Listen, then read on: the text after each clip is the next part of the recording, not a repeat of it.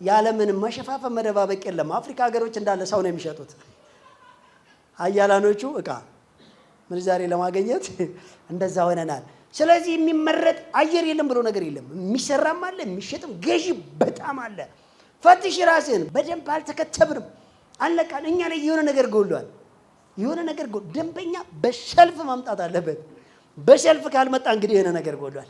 እና የኛ ማርኬት ዱባይ ነው እንዴ?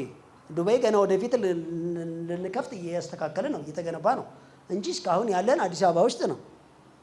አንድ ቀንም አየር ጠፋ ተብሎ የምሬን እግዚአብሔር ምስክሬ፣ አንድ ቀንም አየር ጠፋ ተብሎ ሰራተኞቻችንም አመጣው ያቁም፣ እኛም አውርተን አናውቅም። አየር ጠፋ ተብሎ ተወርቶ አይታወቅም።